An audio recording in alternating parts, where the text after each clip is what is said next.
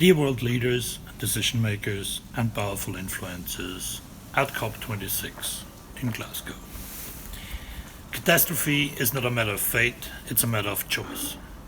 I invite you to reflect upon this quote I found in a recent commentary from George Monbiot in The Guardian.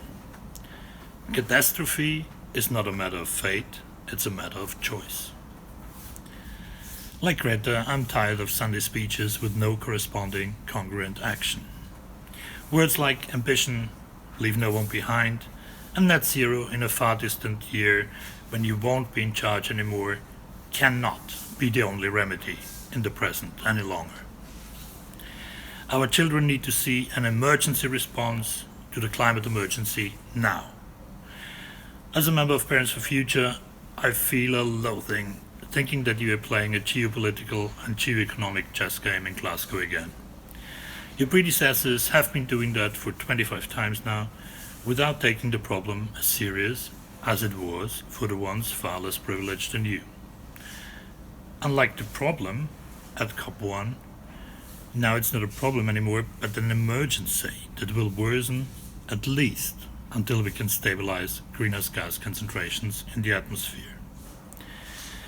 The chess pieces on your board, at least the not so important ones, seem to be our children and most affected communities. It might be a coincidence that neither of these two groups is known for big election campaign donations, but this is another topic. One aspect of this game is that after your climate conference chess game, you will be as privileged as before, no matter how consequential it will be for our children, most affected communities, and especially everybody living long enough to see the year 2050. But sure, to be fair, it's not just you. It's obvious that the grown-ups of the world in 2021 are still playing the game, procrastinate enough to leave the bigger challenge to the next generation. Be it the next generation in government and parliament, the next generation on the board of a company, the next generation of journalists, the next generation of economists, or be it our kids. The UNFCCC, the United Nations Framework Convention on Climate, you are all obliged to, based on the ratification in your country, defines the ultimate goal in Article 2. Stabilization of greenhouse gas concentrations in the atmosphere at a level that would prevent dangerous anthropogenic interference with the climate system. The convention came into effect in 1994. Since then, your nations together have emitted as much CO2 as in the 250 years before, and not even 30 years. And we all know who the heavy emitters are. It's obvious that we need to do it differently now, especially these heavy emitters. Interestingly, on the technology side, there is quite some progress, and we see disruptive innovations like solar now finally succeeding. On the policy and economic side, we can hardly see something not being further procrastination.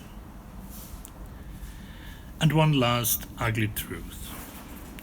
Due to the inertia in the systems, keeping 1.5 degrees alive means you have to bend the global emissions curve in 2022 and continue to massively reduce emissions every following year.